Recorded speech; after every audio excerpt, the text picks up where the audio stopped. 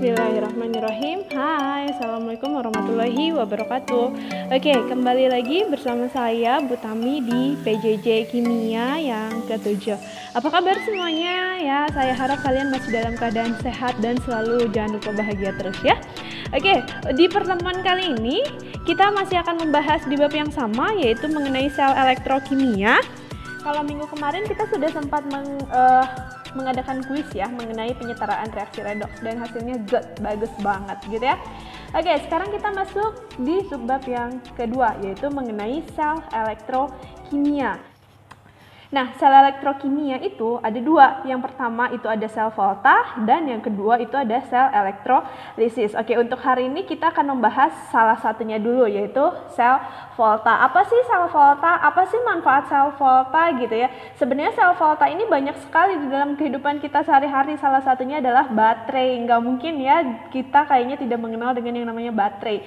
Nah, baterai itu ternyata menggunakan aplikasi dari apa? Merupakan aplikasi dari sel volta. Nah, ternyata di dalam baterai itu terjadi yang namanya reaksi redoks gitu. Nah, di sini untuk pengertian sel volta sendiri itu adalah merupakan sel yang di dalamnya terjadi reaksi kimia menjadi energi listrik. Ingat, reaksi kimia menjadi energi listrik. Nah, di dalam sel volta ini ternyata di dalam kalau kalian bisa ngebayangin baterai itu, berarti di dalam baterai itu terjadi reaksi kimia yang pada akhirnya dia akan menghasilkan yang namanya energi listrik. Nah, di dalam reaksi kimia ini terjadilah yang namanya reaksi redoks. Nah, karena reaksi ini terjadi serta-merta dari reaksi kimia lalu langsung berubah menjadi energi listrik, berarti bisa dikatakan dia bahwa reaksinya adalah reaksi spontan. Maksudnya reaksi spontan itu apa? Jadi dia itu tidak memerlukan bantuan energi lain gitu. Misalkan kalau nggak perlu dicolok dulu ke listrik, baru dia menghasilkan reaksi atau menghasilkan listrik gitu loh ya. Jadi dia di dalamnya sendiri terjadi reaksi kimia yang akan menjadikan energi listrik. Kemudian di dalam sel volta tersebut, di dalam selnya gitu ya, tempat terjadinya reaksi redoks itu disebut dengan elektrode. Ingat ya, disebut dengan elektrode. Ada dua jenis elektrode, ada elektrode positif dan elektrode negatif. Di mana elektrode positif disebut dengan katoda, sedangkan elektrode negatif disebut dengan anoda gitu. Di dalam elektrode positif itu terjadi yang namanya reaksi reduksinya gitu. Nah, sedangkan di anoda terjadi reaksi oksidasi. Buat ngafalinnya apa? Ngafalinnya yang paling gampang kita yang atas aja deh. Katoda reduksi berarti karedok gitu ya. Karedoks biasanya saya ngapalinnya begitu ya, karedok gitu ya. Katoda reduksi gitu ya. Katoda reduksi, anoda oksidasi, ingat aja karedok, katoda reduksi, anoda oksidasi, seperti itu cara ngafalinnya. Jadi di katoda terjadi reaksi reduksi, sedangkan di anoda terjadi reaksi oksidasi. Berarti bisa kita katakan apa? Di katoda itu berarti terjadi penurunan biloks, ya kan? Karena dia reduksi. Sedangkan di anoda terjadi yang namanya peningkatan biloks, seperti itu. Nah, di dalam sel volta ini kita bisa menentukan potensial listrik. Nah, potensial listrik yang dihasilkan rumusnya itu adalah E sel sama dengan E reduksi dikurangi E oksidasi. E red dikurangi E oks. E red dikurangi E oks gitu ya. Nah, di sini ada catatan di mana E reduksi itu nilainya yang lebih positif daripada E oksidasi. Ingat ya, yang lebih positif, bukan berarti harus positif, tapi yang lebih positif. Misalkan kalau plus 1 sama min 1 sudah jelas, berarti siapa yang reduksi? Reduksinya ini adalah yang plus 1, sedangkan yang oksidasinya itu adalah yang min 1 gitu ya. Tapi gimana misalkan kalau min 1 sama min 2? Nah, cari. Dibilang E reduksi itu adalah yang paling positif. Di antara min 1 sama min 2, siapa yang paling positif? Yang paling positif itu adalah min 1. Berarti min 1-nya terjadi reduksi, sedangkan min 2-nya terjadi oksidasi. Seperti itu.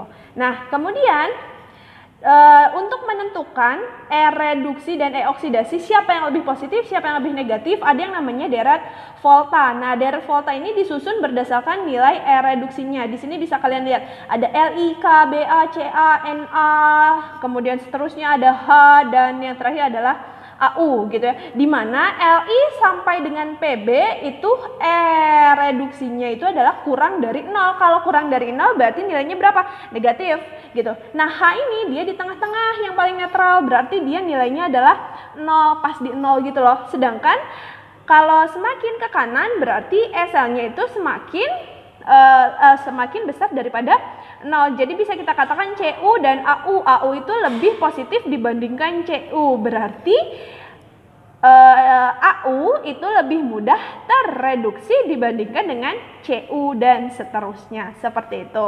Ya, itu untuk deret volta. Untuk deret volta ini harus dihafalin gak sih Bu? Seharusnya sih iya. Cuma ya nanti kita akan hafalin seiring berjalannya waktu aja gitu ya.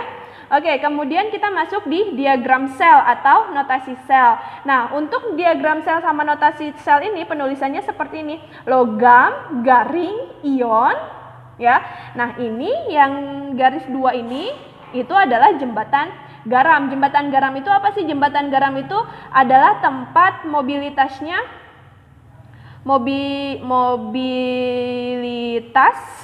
mobilitas dari elektron gitu ya. Jadi pergerakan elektron itu terjadi di jembatan garam. Jadi urutannya dipisahin sama jembatan garam, kemudian anoda. Anoda itu berarti oksidasi, sedangkan yang di sebelah kanan dari jembatan garamnya ini adalah katoda atau yang mengalami reduksi. Nah, untuk anoda berarti susunannya adalah logam baru ion. Sedangkan kalau katoda, ion baru logam, atau kalau gampangnya ini L, laki-laki itu melindungi yang ada di tengah. Yang di tengah ini kita anggap aja ion itu sebagai perempuannya gitu ya.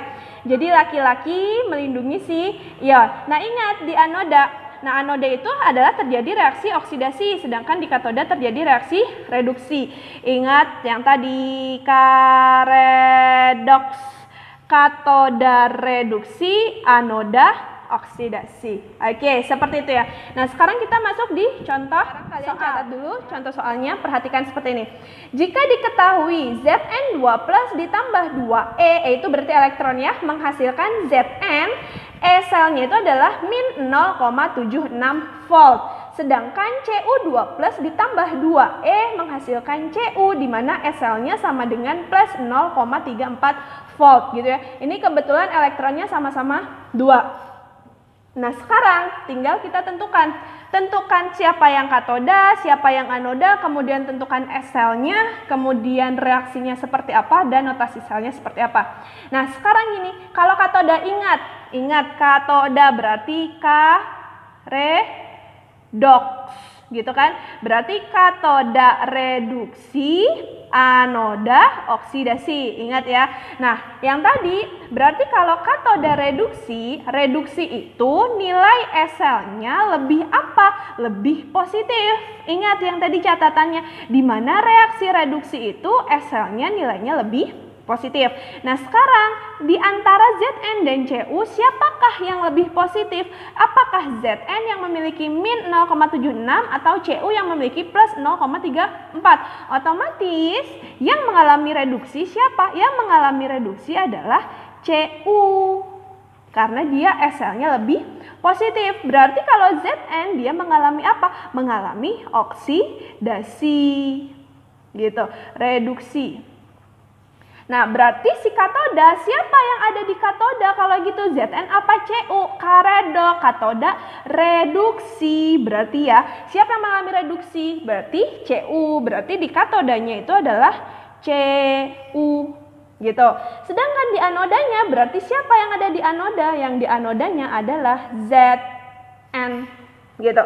Nah, sekarang kita kerjakan yang potensial listrik. Untuk potensial listrik itu rumusnya apa? Ingat, SL sama dengan Rad, yes, dikurangi Ox. Gitu kan? Berarti Rad, siapa yang mengalami reduksi? Cu, berarti berapa nilainya? Plus 0,34, berarti kan plus 0,34 dikurangi Eox. Eox-nya berapa? Min 0,76, berarti kita kurungin karena dia nilainya minus. Min 0,76 gitu, berarti plus 0,34 min ketemu min jadinya plus, ya kan? Berarti ditambah 0,76. Berapa? 34 ditambah 76 gitu kan ya. Ditambah berapa? 0, 1, 1, 1, 1. Berarti hasilnya adalah positif 1,10 volt gitu. Gampang kan cara menjumlahkannya ya.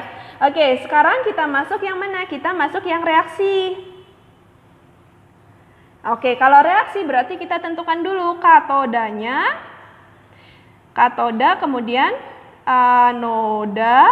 Oke, katoda itu terjadi reaksi apa? Reaksi reduksi. Sedangkan di anoda terjadi reaksi oksidasi gitu ya.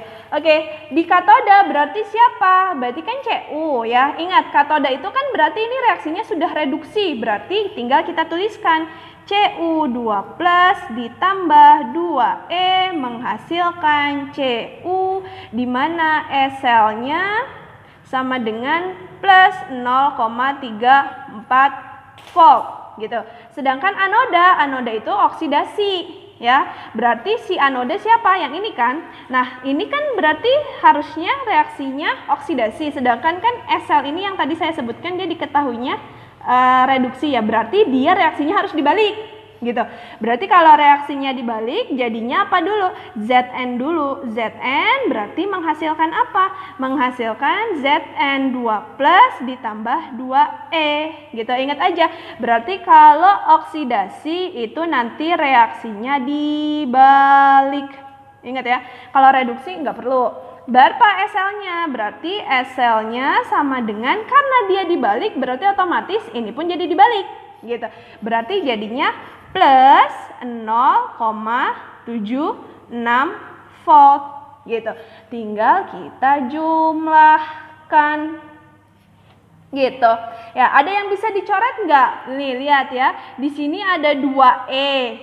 Di kanan juga ada 2E, di kiri 2E, di kanan 2E. Nah, kalau dia sama-sama E dan posisinya terbalik gitu, maksudnya yang satu di kiri, yang satu di kanan, berarti itu bisa dicoret gitu. Kebetulan ini 2E, ini pun 2E. Jadi elektron itu bisa dihabiskan. Berarti ini habis, ini pun habis. Ada yang bisa dicoret lagi nggak? Zn dan Zn. Beda ini ya, yang di kiri Zn, yang di kanannya Zn2+, berarti nggak bisa dicoret. Yang Cu2 plus di kiri, Cu di kanan. Ini pun tidak bisa dicoret karena dia berbeda. Gitu ya. Berarti langsung kita turunkan. Turunkan dulu siapa? Cu2 plus ditambah yang ada di sebelah kiri. Tanda panah dulu. Siapa aja? Ada Cu2 plus, kemudian ada Zn. Menghasilkan apa? Menghasilkan Cu ditambah Zn2 plus. S-selnya berarti berapa? Plus 0,34 volt ditambah plus 0,76. Berapa hasilnya? Sama seperti yang di atas, 1,10 volt gitu. Hasilnya pasti akan sama antara reaksi sama potensial listrik S-sel gitu ya. Nah, kemudian notasi sel, notasi selnya baru kita tuliskan. Ingat, notasi sel itu berarti siapa dulu? Anoda dulu kan? Anoda, kemudian jembatan garam, baru katoda. Anoda itu berarti reaksi apa? Reaksi oksidasi. Sedangkan di katoda reaksinya adalah reduksi. Kemudian ingat, laki-laki melindungi perempuan gitu ya. Jadi LL baru II. Nah, sekarang oksidasi kan berarti yang Zn. Zn2 plus ditambah 2E menghasilkan Zn. Berarti logamnya nih antara Zn2 plus sama Zn, mana logam mana ion? Logamnya itu adalah Zn-nya karena dia nggak ada muatannya kan. Berarti Zn garing siapa? Ionnya, baru Zn2 plus, baru jembatan garam. Nah, sedangkan kalau katoda didahului dengan apa? Didahului dengan ion. Lihat, reduksi. Berarti yang ionnya Cu2 plus apa? Cu. Yang ionnya itu adalah Cu2 plus. Garing logamnya berarti Cu, seperti itu. Gitu ya nak ya.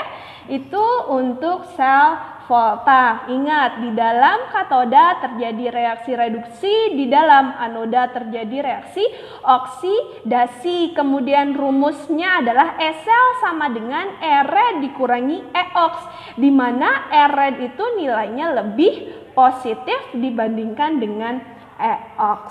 Seperti itu ya nak ya. Oke, sampai di sini dulu untuk sel volta. Untuk contoh soalnya silahkan kalian setelah ini di screenshot ya, kemudian dicatat soalnya, dikerjakan di buku kimia.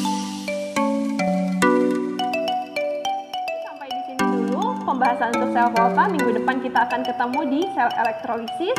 Seperti biasa, jika ada yang ingin ditanyakan silahkan tanyakan di WhatsApp grup. Saya tunggu ya, gitu. Nggak usah japri ya pertanyaannya ya nak ya, biar semua teman-teman kamu juga tahu. Oke, thank you so much anak-anakku yang cerdas, solihah, ya, yang selalu berbahagia. Oke, pertemuan kita akhiri dulu hari ini ya. Sampai ketemu minggu depan. Tetap semangat. Ingat kalian punya mimpi. Kalau kalian punya mimpi, jangan lupa bangun, lalu wujudkan. Oke, wassalamualaikum warahmatullahi wabarakatuh. Bye.